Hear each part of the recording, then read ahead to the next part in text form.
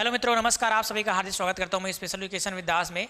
चलिए हम अपने सीरीज के बारे में बात करते हैं। हमारा क्वेश्चन 10वां क्वेश्चन तक हमारा क्वेश्चन हो गया था और बाकी जो महत्वपूर्ण चीज़ें हैं वो आगे हम देखते हैं। तो 11वां क्वेश्चन आता है हमारा कौन सा कि CWSN का पूरा नाम क्या है, उसको विस्तार किए। क्वेश्चन आपको 2 नंबर 3 नंबर क्वेश्चन में पूछ सकता है, तो इनको ध्यान में रखनी है।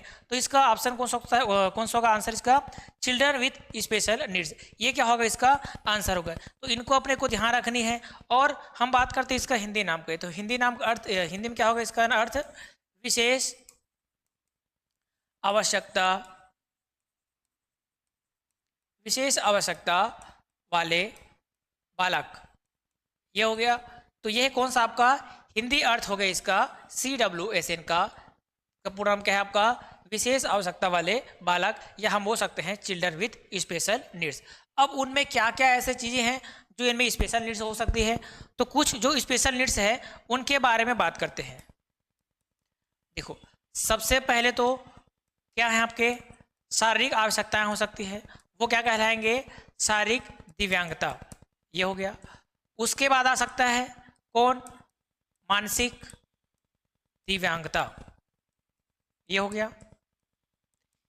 उसके बाद कौन सा? श्रवण बाधित बालक जो आते हैं, श्रवण बाधित जो बालक है वो आएंगे। उसके बाद कौन सा आपका दृष्टि बाधित है, वो बालक आएंगे। इनको क्या है? आवश्यकताएं हैं, दृष्टि बाधित बालक। उसके बाद कौन है आपके? समस्यात्मक, है ना, या समस्यात्मक व्यवहार वाले बच्चे, व्यवहार। उसके बाद है कौन सा? भावनात्मक समस्या। तो ये क्या है? कुछ कुछ जो आवश्यकताएं हैं जो आपके जो विशेष बच्चे रहते हैं या स्पेशल बच्चे रहते हैं या जो दिव्यांग रहते हैं, उनकी क्या है? कुछ कुछ जो ऐसे स्पेशल नीड्स हैं जो बच्चों को अगर पूर्ण कर दिया जाए तो वो क्या हो सकते हैं? सामान्य बच्चों की तरह, सामान्य व्यक्तियों की तरह समाज में आसानी से चल बैठ सकते हैं, आसानी से उड़ बैठ सकते हैं। तो ये क्या है? शारीरिक दिव्यांगता। अगर किसी को क्या है, शारीरिक दिव्यांगता है, तो उनको क्या है, वो आसानी से चल नहीं पाएंगे, समाज में अपने को क्या करेंगे, एक प्रकार से शर्मीले महसूस करते हैं, तो समाज के साथ तालमेल बैठा नहीं पाते हैं। तो उन बच्चों को क्या करना है, अपने को शारीरिक दिव्यांगता है उनको उपचार के साथ, उनका इलाज करने के साथ साथ जो समाज के समरूप चल सके ऐसा हमको कार्य करना है। तो उनको हम क्या कर सकते हैं? एक प्रकार से उपचार कर सकते हैं। दूसरा आवश्यकता कौन सा आता है आपका? मानसिक दिव्यांगता, जो आपका मेंटल इलनेस है, मेंटल रिटार्डेशन है। इन सारे चीज़ों के थ्रू क्या सकता है आपको? बच्चे मानसिक मंद हो सकते हैं, दिव्यांग हो सकते हैं, जिनको ऐसे ही स्पेशल नीड्स है जो उनके जो आवश्यकताएं हैं हम उन आवश्यकताओं की पूर्ति कर सके, ये हो गया। अब आता है श्रवण बाधित। अगर बालक कोई क्या है कि सुन नहीं सकता, तो हम क्या करें? उसको एक मशीन दे, ताकि क्या करे, वो उनकी उनकी क्या है, एक स्पेशल नीड्स है। अब वो स्पेशल नीड्स अगर वो पूर्ति करता है तो वो क्या करता है? समाज के सामने आसानी से बातों को सुन सकता है। जितनी बातें वो बातें सुन नहीं सकता था, वो बातें क्या कर सकता है? वो सुन सकता है। अब आता है कौन सा आपका? दृष्टिबाधित। अब दृष्टिबाधित है तो हम क्या कर सकते हैं? उसको आसानी से, अगर पढ़ने लिखने में उसको समस्याएं हो रही तो हम उसको ब्रेल के माध्यम से उसको दे सकते हैं, है ना, आसानी से वो पढ़ सकता है। नई नई टेक्नोलॉजी आई है, उनके माध्यम से हम उन चीज़ों को दे सकते हैं जिनके माध्यम से सुनकर बोलकर वो क्या कर सकता है? आसानी चीज़ों को एक्सप्रेस कर सकता है। ये हो गई दृष्टिबाधित। अब कौन सा आपका? भावनात्मक समस्या। अगर किसी को क्या है, भावनात्मक समस्या है, तो भावनात्मक समस्या को कह सकते हैं हम व्यवसायिक चिकित्सा या एक मनोचिकित्सक के पास ले जाकर उनको जो आवश्यकताएं हैं, यानी कि बच्चों में ऐसा क्या कमी है जिनके कारण ये समस्या बच्चों में उत्पन्न हो रही है, तो उन सारे चीज़ों का हम ध्यान रखकर उनमें वो चीज़ों को इंक्लूड कर सकते हैं, उनके समस्या को दूर कर सकते हैं। ये इनकी विशेष आवश्यकता है। ये हो गया कौन सा आपका? अब आता है समस्यात्मक व्यवहार। अब उनमें क्या ऐसे समस्या है जो, या ऑटिस्टिक है बच्चा, क्या है? ऑटिस्टिक है। अब ऑटिस्टिक है तो आसानी से बोल नहीं पा रहा है, तो आसानी से तालमेल बैठा नहीं पा रहा है, तो उनकी क्या है? एक समस्या है। उनकी आवश्यकता क्या है कि वो चीज़ें दूर हो, और वो दूर होने के बाद वो सामान्य बच्चों की तरह क्रियाकलाप कर सके, सामान्य बच्चों की तरह उपचार बोलता हूँ, सामान्य बच्चों की तरह आसानी से वो बातचीत कर सके। तो ये होती है कौन सा आपका? विशेष आवश्यकता वाले बालक, या CWSN का फुल फॉर्म। अब बात करते हैं हम इसका उपचार के बारे में। तो इसके कौन कौन से ऐसे उपचार हैं जिनके माध्यम से हम जो विशेष आवश्यकता वाले जो बालक हैं, उन बालकों की जो कमियां हैं, उन कमियों को क्या कर सके, हम दूर कर सके। तो इनके बारे में हम बात करते हैं। क्या ऐसे प्रमुख क्या ऐसे जो प्रमुख जो उपचार हैं, उन उपचारों के बारे में। तो सबसे पहले ये उपचार आते हैं, ये हो गया। अब उपचार में कौन सा आता है? सर्वप्रथम तो आता है आपका शैक्षिक उपचार, है ना। शैक्षिक के माध्यम से। अब शिक्षक के माध्यम से क्या क्या ऐसे प्रमुख जो चीज़ें हैं उनकी आवश्यकताओं को हम पूर्ण कर सकते हैं। जैसे कि CWSN जो बालक आते हैं इनमें क्या है, अब आ गए मान लो जाए SLD बालक आ गया, SLD बालक आ गया तो हम क्या कर सकते हैं उसको, उनमें जो कमियां हैं है ना, उन कमियों के माध्यम से अलग अलग जो टेक्नोलॉजी है और कुछ ऐसे मनोविशेषज्ञ हैं है ना, उनके पास जाकर उनके समस्याओं को समझकर उनमें वो चीज़ें हम विकसित कर सकते हैं ताकि उनकी जो विशेष आवश्यकता है वो उनको पूर्ति हो सके और वो जो समस्या है वो आसानी से हल हो सके। तो ये हो सकता है कौन सा आपका, एक प्रकार से हम शिक्षक माध्यम से क्या कर सकते हैं, उसको उपचार कर सकते हैं। दूसरा कौन है आपका, व्यवसायिक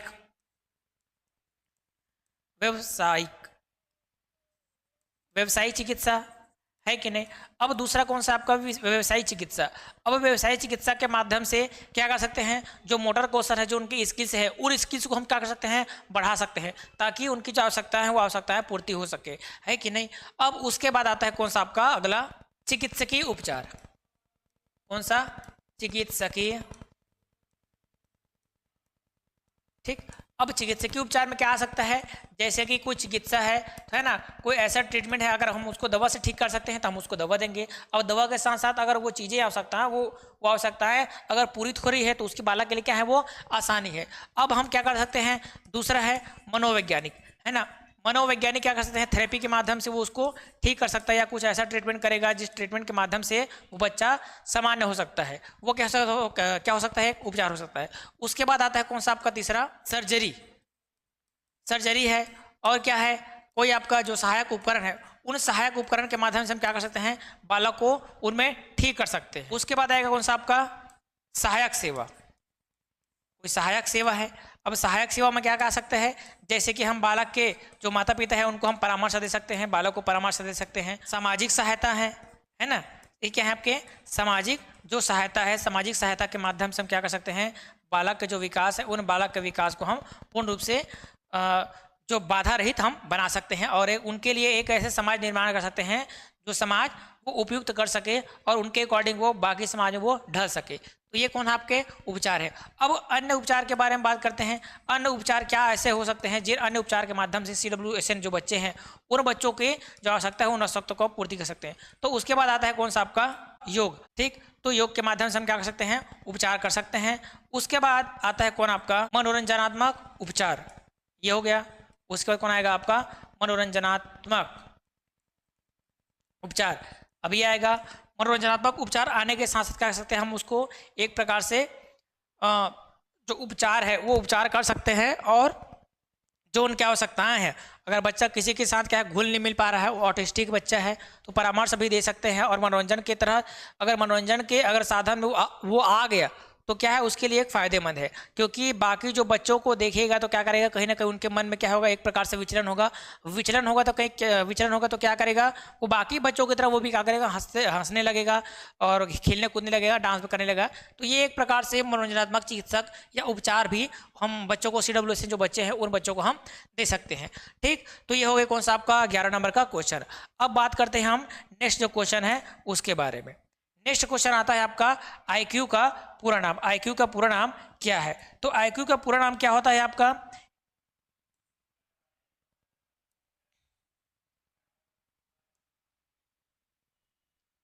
ये हुआ। तो IQ का पूरा नाम कौन सा होगा आपका, इंटेलिजेंस क्वांटिटी या इंटेलिजेंस क्वेश्चन या इंडिविजुअल क्वालिटी या इंटेलिजेंट क्वेश्चन। तो इसका आंसर होगा कौन सा आपका, ये होगा दूसरा। इसका आंसर कौन सा आपका, इंटेलिजेंस क्वेश्चन ये होगा, या हम बोल सकते हैं इसको बुद्धि लब्धि। अब बुद्धि लब्धि है क्या चीज और कौन कौन से मनुष्य में कहाँ कहाँ कैसे कैसे बुद्धि लब्धियाँ होती है उनके बारे में बात करेंगे। तो बुद्धि लब्धि क्या है, क्या चीज, तो बुद्धि लब्धि क्या है, एक प्रकार का माप है जो कैसा होता है, जो एक विशेष, ऐसा लिख देता हूं, बुद्धि लब्धि क्या है, एक प्रकार से एक माप है जिस माप में क्या होती है, एक तो उनकी मानसिक आयु होती है, ठीक, मानसिक आयु, और उनके जो कालानुक्रमिक जो आयु है वो है ना का औसत जो निकलते हैं वही क्या है, उसका बुद्धि लब्धि है। यानी कि एक प्रकार से हम बुद्धि लब्धि का माप करते हैं जिसमें उनका मानसिक आयु होता है और उनके समय काल में जो कालानुक्रम में जो चलता रहता है वह क्या है, उनके आयु है। दोनों का अनुपात कहलाता है आपका बुद्धि लब्धि। लेकिन और कुछ कुछ जो बातें हैं वो बातें हम देख लेते हैं। ये तो हो गया खैर माप, है ना। बुद्धि लब्धि क्या है आपका, एक प्रकार से माप है जिसमें क्या करते हैं हम, जिसमें उनकी जो बुद्धि है, किसके जो व्यक्ति हैं या जो बालक हैं उनके जो बुद्धि हैं उनके बुद्धि का हम परीक्षण करते हैं। और परीक्षण के आधार पर जो उनकी मानसिक आयु है और जो कालानुक्रमिक जो आयु है उनकी आयु के अकॉर्डिंग जो परिणाम निकलता है, जो औसत निकलता है, वही क्या है आपके बुद्धि परीक्षण या बुद्धि लब्धि कहलाता है। ठीक, ये हो गया। और उसके बाद ये प्रयोग होता कैसे है, तो यह क्या है, एक प्रकार से प्रयोग है जो विशेष प्रकार के प्रयोग, जो विशेष है ना, जो विशेष जो क्या है आपके, जो आपके विशेष प्रयोग, जो आपके कौन से विशेष प्रयोग या विशेष परीक्षण के आधार पर, विशेष परीक्षण के आधार पर किया जाता है। ठीक, ये क्या है आपके विशेष प्रयोग या विशेष परीक्षण के द्वारा किया जाता है, जिससे हम बालक की IQ हम ज्ञात कर सकते हैं। इनके जो जनक है ना, इनके जो जनक हैं वो कौन है आपके, अल्फ्रेड, ये हो गया कौन आपका, अल्फ्रेड बीने, ये हो गया। और यह जो क्या है आपके सूत्र हैं, है ना, जो सूत्र किसके द्वारा दिए गए हैं आपके, टर्मन के द्वारा दिया गया सूत्र है। 1912 में क्या होता है, ये सूत्र दिया था कौन सा आपका, mental as upon chronological age into 100, ये 100 है ना।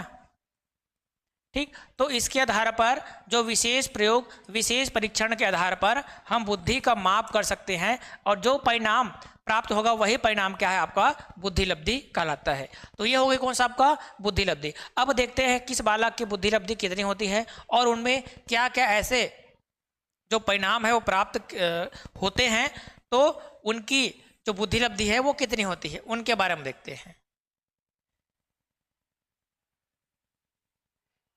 चलिए अब बात करते हैं। सबसे पहले मान लो जाए नहीं, 140 से अधिक, 140 से अधिक जिसका भी बुद्धि लब्धि होगा वह क्या होगा, प्रतिभाशाली होगा। यह हुआ।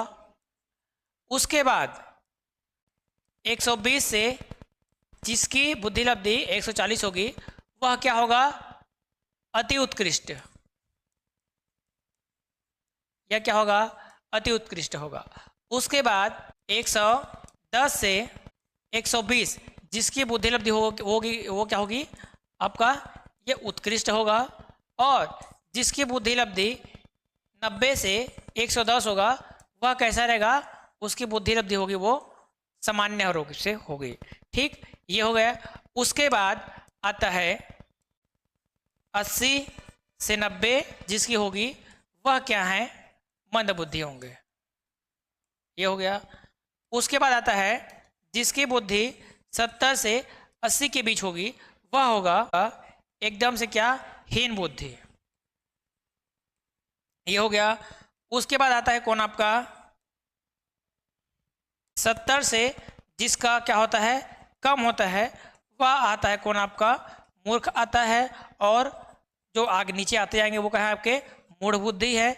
तो ये तमाम प्रकार के जो बुद्धि हैं वो बुद्धि इनमें होती है। तो प्रमुख रूप से जो चीज़ें हैं वो चीज़ें ये है जो आपके एग्जाम में क्वेश्चन में पूछा जा सकता है या ऑप्शनल में आ सकता है कि 140 से अधिक अगर जिसकी बुद्धि हो वह कौन से बुद्धि में वह कौन से बालक में आ सकते हैं, प्रतिभाशाली, अति उत्कृष्ट या उत्कृष्ट या सामान्य बालक। तो आप अपने हिसाब से जो भी आंसर आप याद किए हैं या आपके स्क्रीन में जो चीज़ें दिख रही है उनको क्या कर सकते हैं, आंसर में हम टिक लगा सकते हैं या फिल इन द ब्लैंक्स में हम भर सकते हैं। तो ये क्या होती है, आपके बुद्धि लब्धि होती है। तो बुद्धि लब्धि एक्चुअल में है क्या चीज़, तो बुद्धि लब्धि होती है एक विशेष परीक्षणों के आधार पर, विशेष प्रयोगों के आधार पर जो परिणाम प्राप्त होते हैं वही क्या है आपके बुद्धि लब्धि होती है। इसका सूत्र क्या लिखते हैं, इसका सूत्र क्या है आपका, टर्मन द्वारा दिया गया था। एल्फ्रेड बीने में क्या किया, इसके जनक है। तो mental as upon chronological age into 100, ये क्या है आपके सूत्र है। मानसिक आयु बटे कौन सा आपका कालानुक्रम जो अवधि है और गुना करके 100, ये क्या है आपके जो बुद्धि लब्धि है या आईक्यू है, इंटेलिजेंस क्वेश्चन है, ये क्या है इनके सूत्र है। चलिए ये हो गया कौन सा आपका 12 नंबर का क्वेश्चन। अब बात करते हैं हम नेक्स्ट क्वेश्चन के बारे में। नेक्स्ट क्वेश्चन क्या है? नेक्स्ट क्वेश्चन आता है आपका एलडी। तो एलडी एक्चुअल में है क्या चीज, क्या है एलडी, उसके बारे में बात करते हैं। एलडी आएगा, एलडी का कौन सा, लर्निंग डिफरेंस या लर्निंग डिसेबिलिटी या लैंग्वेज डिले या लॉजिकल डिफी। तो इसका आंसर कौन सा होगा आपका, लर्निंग डिसेबिलिटी ही क्या होगा इसका आंसर होगा। अब इसके बारे में बात करते हैं। तो एक्चुअल में लर्निंग डिसेबिलिटी है क्या चीज़ या एसएलडी है क्या चीज़। लर्निंग डिसेबिलिटी क्या है, एक प्रकार से लर्निंग का अर्थ क्या होता है आपका, पढ़ाई से है, ठीक। तो बच्चा पढ़ाई लिखाई से संबंधित है या उनके शिक्षा से संबंधित है, तो उनमें जो अड़चन आती है, उनमें जो परेशानियां आती हैं, उनसे जो ग्रसित बच्चे हैं उनके बारे में बात करते हैं, ठीक। तो सबसे मुख्य जो चीज़ें हैं वह क्या है, इनके पढ़ाई से संबंधित है, लिखाई से संबंधित है, ठीक। और क्या, इनके जो गणितीय संक्रियाएं हैं उनसे संबंधित है, और इनके जो मोटर कौशल है ना, मोटर कौशल है उनसे संबंधित है। तो खासकर लर्निंग का अर्थ क्या है आपका, पढ़ाई और लिखाई, लेकिन साथ ही साथ उनमें जो अलग अलग प्रक्रियाएं हैं वो भी चीज़ें होती है। अब बात करते हैं इनके कौन से आपके प्रकार के बारे में। तो इनके प्रकार कौन कौन से होते हैं। तो सबसे पहले इसका प्रकार होता है आपका डिसलेक्सिया। डिसलेक्सिया एक्चुअल में है क्या चीज़, डिसलेक्सिया। अब बात होती है डिसलेक्सिया की। तो डिसलेक्सिया क्या है आपका, एक प्रकार से पढ़ाई से क्या संबंधित जो विकार उत्पन्न होते हैं वही क्या है आपके डिसलेक्सिया है। पढ़ाई से संबंधित जो बच्चा क्या नहीं कर सकता, पढ़ लिख नहीं सकता। जैसे ईशान की बात हुई थी, है ना, ईशान क्या करता था, उनको अक्षरें कैसी होती थी, उड़ती हुई दिखाई देती थी। तो वो क्या है आपके एक प्रकार से एसएलडी से क्या है बच्चा वो ग्रसित था। उसके रिटर्न जो लिखने का जो तरीका था, वो जो लिखने का जो तरीका था उनमें भी गड़बड़ियाँ थी। वो सीधा को उल्टा को सीधा, ये ऐसे चीज़ों को लिखता था। तो प्रमुख रूप से कौन सा आपका, उसको लर्निंग डिसेबिलिटी थी, ठीक। अब उसके बाद आता है कौन आपका, डिसलेक्सिया हो गया। अब आएगा डिसग्राफिया। तो डिसग्राफिया एक्चुअल में है क्या चीज़।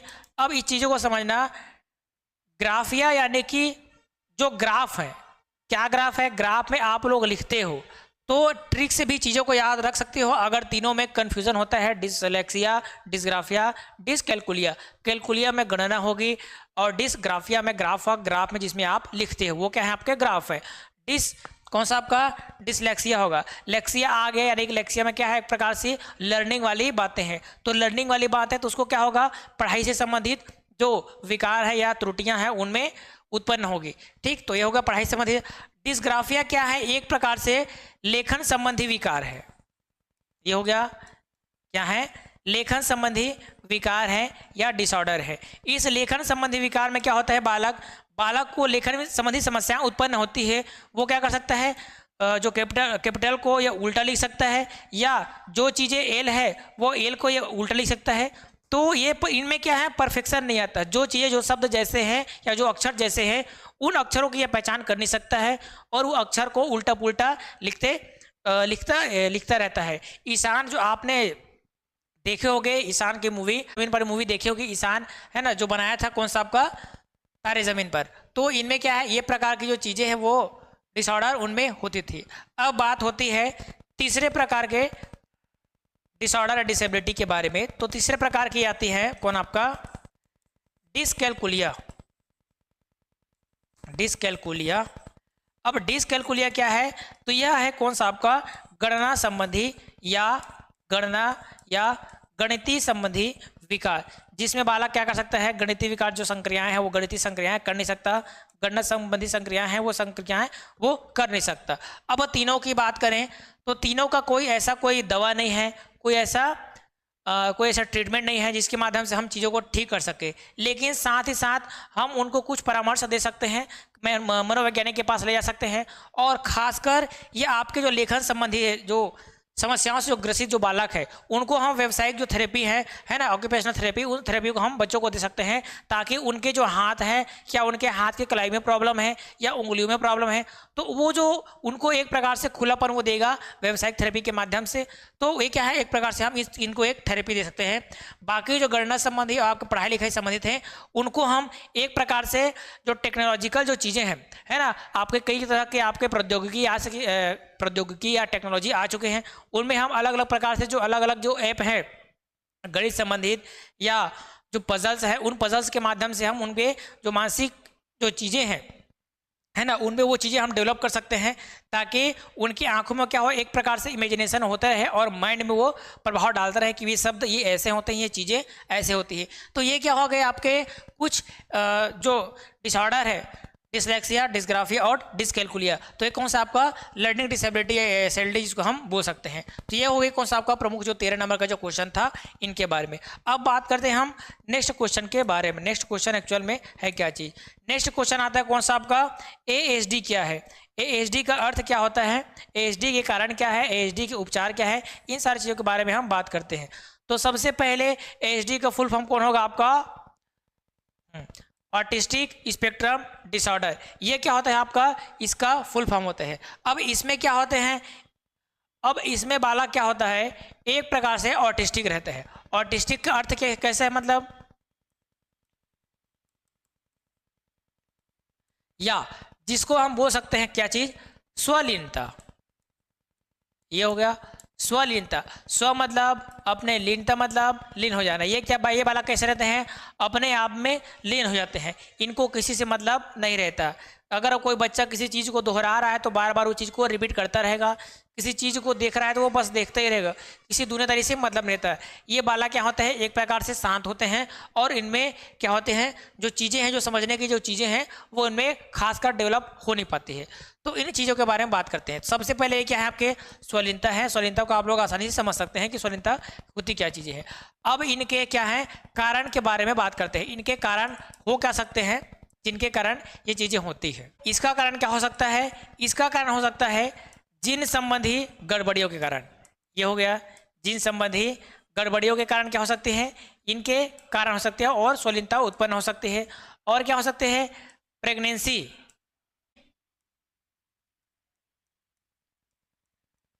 प्रेगनेंसी में क्या चीज़, इन्फेक्शन। इन्फेक्शन के कारण क्या हो सकते हैं आपके ऑटिस्टिक बच्चे वो हो सकते हैं जन्म ले सकते हैं। और उसके बाद जन्म समय मस्तिष्क में क्या हो सकते हैं, चोट लगने के कारण हो सकते हैं, है ना, जिसके कारण उनको एक प्रकार से न्यूरोलॉजिकल डिसऑर्डर हो सकती है। तो ये क्या है, इनके प्रमुख कारण है। ठीक, जो जिन संबंधी जो गड़बड़ियां हैं, जिन में क्या हो गए कुछ अलग अलग उनके जो क्रोमोसोम है उनमें उनके जो जीन है ना, तो जीन में क्या हो सकते हैं, एक प्रकार से गड़बड़ियों के माध्यम से भी क्या हो आपके ऑटिस्टिक बच्चे हो सकते हैं। प्रमुख कारण है, उन कारण के बारे में हम बात करेंगे। ठीक, अब उसके बाद आता है कौन सा आपका, इसका उपचार। इसके क्या ऐसे उपचार है, इसके पहले हम देख सकते हैं इसके ऐसे क्या क्या लक्षण है ना, जिन लक्षणों से हम पहचान सकते हैं कि उनको क्या है, एक प्रकार से वो बच्चा ऑटिस्टिक डिसेबिलिटी से ग्रसित है। तो पहला लक्षण क्या है आपका, एक प्रकार से शब्द का दोहराव, है ना, शब्द का क्या करेगा वो बार बार दोहराएगा। समाज में सामाजिक तालमेल नहीं कर पाएगा। तीसरा, सीमित रुचि। अब सीमित रुचि क्या है, क्योंकि उनको बाकी चीज़ में कोई रुचि नहीं, खेल कूद से उसको मतलब नहीं है, पढ़ाई लिखाई से मतलब नहीं है, किसी से बात करने से मतलब नहीं है। वो क्या है आपके, यानी कि जो चीज़ें हैं, यानी कि जितने प्रकार की जो चीज़ें या चीज़ों में, यानी जो डिसेबिलिटीज़ पढ़ोगे, जो डिसऑर्डर पढ़ोगे, वो चीज़ें क्या होती है, एक प्रकार से सीमित रहते हैं। यानी कि सामान्य मनुष्य की जो कार्य करने की क्षमता क्या है, बहुत प्रकार के वृहद है, वो बहुत सारे काम ऐसे कर सकते हैं। ठीक, लेकिन जो आपका डिसेबिलिटी जो ग्रसित जो बालक है या जो व्यक्ति है, वो उनका जो कार्य क्षेत्र कैसा होता है, एक प्रकार से सीमित हो जाता है, क्योंकि उनमें वो पार्ट्स हैं वो ऐसे कार्य नहीं कर सकते जो सामान्य मनुष्य कर सकता है। तो इसीलिए क्या है, उनका जो क्षेत्र है वो क्या है, सीमित है। तो ये क्या होगा, इसका भी क्या चीज़, सीमित हो गया। अब बात करते हैं इसके उपचार के बारे में। तो इसके उपचार के बारे में कौन सा ऐसा उपचार है जिस उपचार के माध्यम से ये बालक ठीक हो सकते हैं। अब इसको क्या कर सकते हैं हम, एक प्रकार से बिहेवियर जो थ्योरी है, व्यवहारात्मक चिकित्सा है ना, या व्यवहार चिकित्सा हम इसको दे सकते हैं।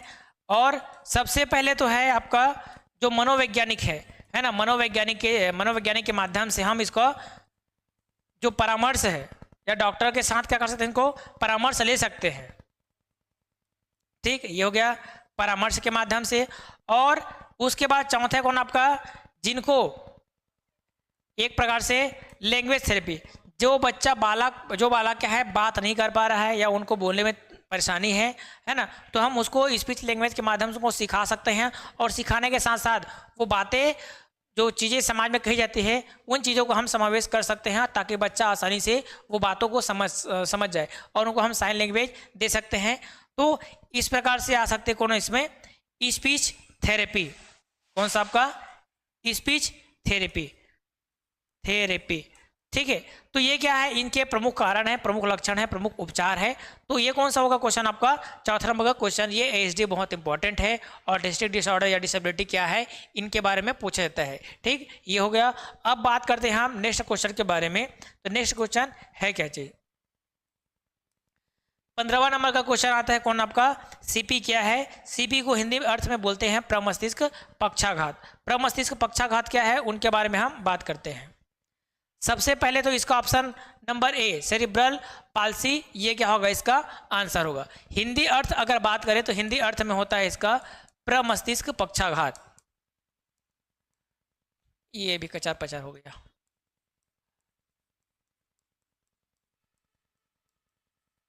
प्रमस्तिष्क पक्षाघात क्या हो गया, इसका हिंदी अर्थ हो गया।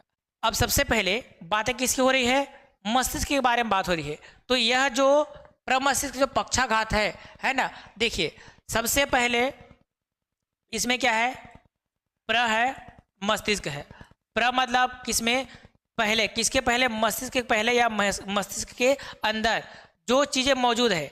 क्या चीज़ें मौजूद हैं, तो ये जो पार्ट आता है सेरिबेलम, ये पार्ट, इस पार्ट में जो इनके प्रभाव है वो प्रभाव पड़ते हैं, तब क्या होते हैं, प्रमस्तिष्क पक्षाघात है, वो चीज़ें होती है। पहले शब्द का विस्तार हम देख लेते हैं, उसके बाद चीज़ों को बात करेंगे। ये प्रमस्तिष्क हो गया। अब उसके बाद आता है पक्षाघात।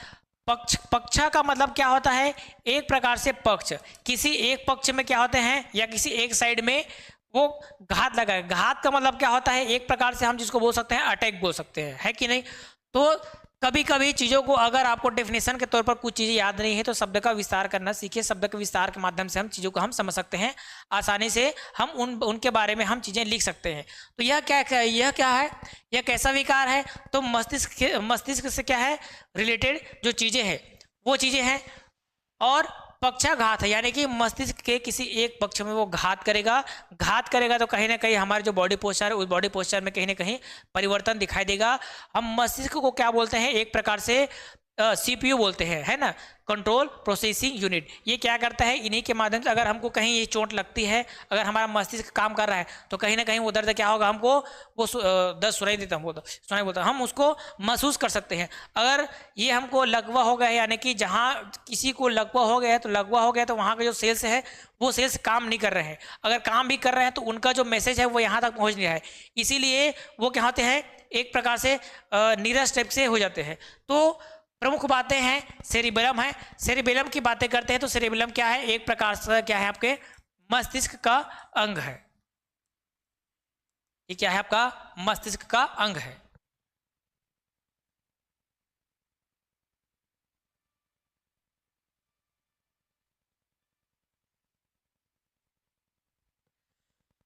ठीक है ना, मस्तिष्क का क्या है, आपका अंग है, जिसको छोटा मस्तिष्क भी बोलते हैं।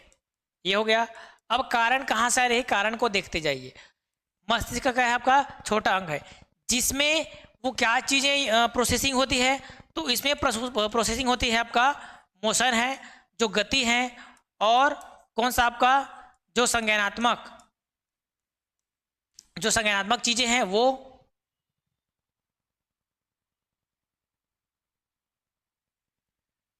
संकुचन, ये हो गया संकुचन, ठीक है ना।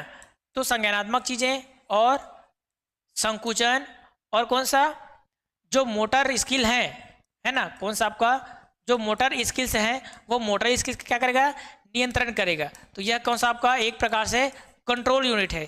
तो इतनी जो चीज़ें हैं ये चीज़ें क्या करते हैं, आपका सेरिबेलम है जो मस्तिष्क का क्या है, आपका एक प्रकार का अंग है जिसको हम छोटा मस्तिष्क बोलते हैं। इनमें क्या होते हैं, जो गति का नियंत्रण करता है, संज्ञानात्मक चीज़ें हैं उनका नियंत्रण करता है, संकुचित जो चीज़ें होती हैं यानी कि हमारे हाथ पर क्या हो रहा है, संकुचित हो रहे हैं, अगर ये आपका सेरिबेलम क्या करेगा, काम करना बंद कर देगा, या इसमें कहीं चोट लग गई है ना, क्या बोला है इसको, प्रमस्तिष्क पक्षाघात बोला है ना, ये क्या है, हमारे एक प्रकार से पक्षाघात, ये इस पक्ष में क्या होगा, घात लगा या अटैक होगा। अब अटैक होगा तो कहीं ना कहीं क्या होगा, इसमें एक प्रकार से जो डिसऑर्डर है या क्षति हो गई, अब क्षति होने के कारण इस काम करेगा क्या, काम नहीं करेगा। तो इसी कारण क्या होती है, आपका प्रमस्तिष्क पक्षाघात होती है, जिसमें जो गति वाले जो हाथ पैर है उनमें क्या होती है, गति करना बंद कर देती है ना, और क्या चाहिए, वो संकुचित होता नहीं है, वो चीज़ें इसके क्या है, आपके लक्षण है। तो इनके माध्यम से क्या होता है, आपका प्रमस्तिष्क पक्षाघात या कौन सा आपका सेरिब्रल पाल्सी होती है। अब इसके हम कारण के बारे में बात करते हैं, इसके क्या ऐसे प्रमुख कारण हो सकते हैं जिनके कारण आपका प्रमस्तिष्क पक्षाघात उत्पन्न होते हैं। तो इसके प्रमस्तिष्क पक्षाघात में 3 चीज़ों को, महत्वपूर्ण चीज़ों को ध्यान रखनी है। कौन कौन से आपका, ये हो गया कारण। सर्वप्रथम इसका कारण आता है प्रीनेटल, प्रीनेटल कॉसेस आएगा, ठीक। अब प्रीनेटल एक्चुअल में है क्या चीज, तो जन्म के पूर्व की बातें हो रही है प्रीनेटल के बारे में। अब जन्म के पूर्व में ऐसे क्या क्या चीजें हैं जो महत्वपूर्ण चीजें जिसके कारण प्रमस्तिष्क पक्षाघात होने की संभावनाएं होती है, होती नहीं है। अगर हम इन चीजों का, देखो मैं कारण नहीं बताऊंगा, इसमें आप सावधानी भी समझ लेना, क्योंकि किसी चीज, कोई चीज अगर होता है तो सबसे पहले उनके सावधानी के बारे में बात करते हैं। हम कोई अगर निर्णय लेते हैं तो निर्णय के दोनों पक्षों को देखते हैं, अगर ऐसा हो गया तो क्या होगा, अगर ऐसा नहीं हुआ तब क्या होगा, तो दोनों चीज़ों को अपने को देखनी है। तो सबसे पहले बात करते हैं हम इसके कारण के बारे में। तो गर्भावस्था के दौरान क्या चीज, गर्भावस्था के दौरान मान लो जाए क्या हो जाए, इनको इन्फेक्शन हो गया है ना। अब इन्फेक्शन हो गया तो कहीं ना कहीं क्या करेगा, बाला को इफेक्टेड करेगा, बाला को इफेक्ट करेगा तो कहीं ना कहीं उसके जो पूरा बॉडी पोस्चर है उसको क्या करेगा, एक प्रकार से अटैक करेगा। अब अटैक करने के साथ साथ उनके मस्तिष्क में क्या करेगा, वो विकार उत्पन्न करेंगे, जो विकार हो सकते हैं। केवल ये बात नहीं कर रहा हूँ मैं, केवल मस्तिष्क सीपी का बात नहीं कर रहा हूँ, और भी ऐसे विकार हैं जो विकार बालक में उत्पन्न हो सकते हैं। और क्या हो सकते हैं, सबसे पहले उसकी जो माता है ना, माता के असावधानी की वजह से भी, ठीक, असावधानी बरतने के वजह से भी क्या हो सकते हैं, बच्चे में प्रमस्तिष्क पक्षाघात हो सकते हैं। अब क्या हो सकता है, माता को क्या है, सावधानी बरतने के लिए आराम से चीज़ें, यानी कि उसको आराम करने के लिए बातें कही गई है, लेकिन वो क्या कर सकते हैं, काम वगैरह करते रहते हैं। अब काम करने के साथ साथ कहीं उनका पैर फिसल गया तो कहीं ना कहीं उनके क्या है, गर्भ में चोटें लग सकती है। अब गर्भ में चोटें लग सकती है तो हमको पता है कि कहाँ चोट लगेगी, हो सकता है बालक के मस्तिष्क में लग गया, तो क्या हो सकता है, बालक के मस्तिष्क में लग गया तो कहीं ना कहीं उनके जो कोई पार्ट्स है वो पार्ट्स क्रैक हो गए। अब क्रैक होने के साथ साथ उसमें विकार उत्पन्न हो सकती है। तो ये क्या हो सकता है, कुछ ना कुछ प्रमुख जो कारण है वो चीज़ हो सकती है। और इनके साथ साथ जो माता का जो खान पान है ना, क्या चीज, माता का जो खाना पीना है ना, वो खाना पीना या एक प्रकार से हम बोल सकते हैं इसको पोषण। अगर माता क्या है, ठीक ठाक खान पान कर रही है तो खान पान के माध्यम से क्या हो सकते हैं, बच्चा भी स्वस्थ हो सकता है, और ना ही उसको क्या हो सकता है, कई प्रकार के जो डिसऑर्डर है वो डिसऑर्डर हो नहीं सकते, कई प्रकार की डिसेबिलिटी हो नहीं सकते। तो इन्हीं चीज़ों का प्रमुख रूप से हम ध्यान दे सकते हैं, और ध्यान देने के साथ साथ इसकी सावधानी बरतने के साथ साथ हम इन चीज़ों का ना हो ये चीज़ें हम देख सकते हैं। तो ये क्या हो गया आपका प्रीनेटल कॉजेज। अब उसके बाद आता है कौन, आपका पेरीनेटल। तो जन्म के समय, अब जन्म के समय क्या हो सकता है, तो जन्म के समय सबसे जो महत्वपूर्ण चीज़ें हैं वो चीज़ें होती है आपके हॉस्पिटल में। अब हॉस्पिटल में प्रमुख चीज़ें क्या हो सकती हैं, सबसे पहले तो डॉक्टर है ना, डॉक्टर जो इक्विपमेंट जो यूज़ करता है वो सबसे पहले क्या होनी चाहिए, आपका एक प्रकार से साफ होनी चाहिए।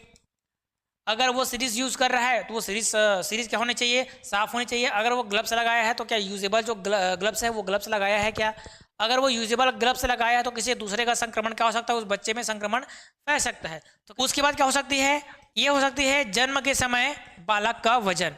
अगर जन्म के समय बालक का वजन ठीक नहीं है, कम है, तो क्या है, बालक अस्वस्थ है। उसके बाद कौन सा आता है आपका, बालक का O2 की कमी। ठीक है ना, अगर बालक क्या कर रहा है, जन्म के समय बालक रो नहीं रहा है, तो क्या कर सकते हैं, उसको थपथपा के उसको बच्चे को रुलाते हैं, ताकि ऑक्सीजन को सप्लाई पूरा बॉडी में अच्छे से हो सके, खासकर हमारे मस्तिष्क वाले पार्ट में। अगर मस्तिष्क में क्या करेगा, ऑक्सीजन नहीं पहुंचेगा, तो कहीं ना कहीं एक प्रकार से जो ब्लड है वो ब्लड क्या होगा, जम जाएगा। ठीक, तो ये क्या है आपके प्रीनेटल, पेरीनेटल, और उसके बाद आखिरी लास्ट जब आते हैं आपका पोस्टनेटल। मैं इसको ऊपर में लिख देता हूँ, ये चीज़ें आपने अगर नहीं लिखी होंगी तो लिख लें इसको।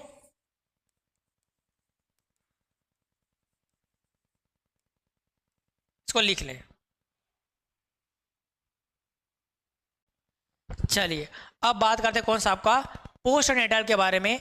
तो जन्म के बाद क्या क्या ऐसी सावधानियां हैं या ऐसे ऐसे क्या क्या कारण हैं जिन कारणों के कारण आपका प्रमस्तिष्क पक्षाघात है, वो प्रमस्तिष्क पक्षाघात क्या होनी चाहिए, प्रमस्तिष्क पक्षाघात हो सकती है।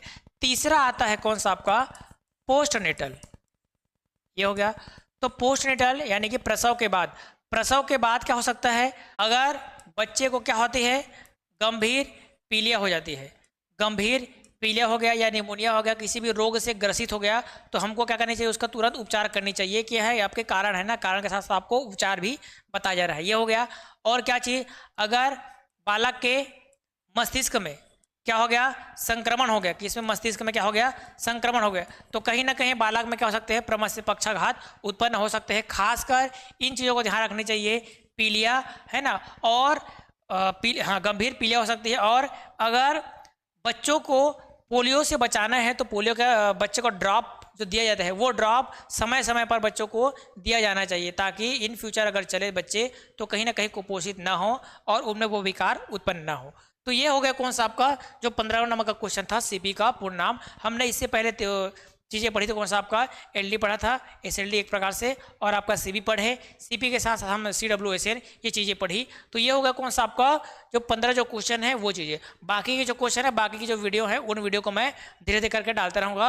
और बाकी आपके जो अदर जो प्रश्न है, पेपर 2, पेपर 3, पेपर 4 ऐसे करके, तो बाकी जो महत्वपूर्ण जो चीज़ें हैं, बाकी जो महत्वपूर्ण प्रश्न है, उन प्रश्नों को मैं संग्रह को मैं लाता रहूँगा, है ना। तो आप सब मेरे साथ बने रहें और आप चैनल को सपोर्ट करें, मेरे सपोर्ट करें, ताकि आपका भी ताकि आपका एग्ज़ाम में भी काम आए, और जो मेरा चैनल भी है थोड़ा बहुत आपके सामने ग्रोथ कर सके, ताकि मैं और ऐसे जो चीज़ें हैं वो चीज़ों को आपके सामने रख सकूं। आज के लिए बस इतना है, बाकी जो MCQ है हम अगले वीडियो में मिलेंगे अगले पेपर के साथ। इसको मैं अभी तक यहीं तक विराम देता हूँ, है ना, यहीं तक स्टॉप करता हूँ।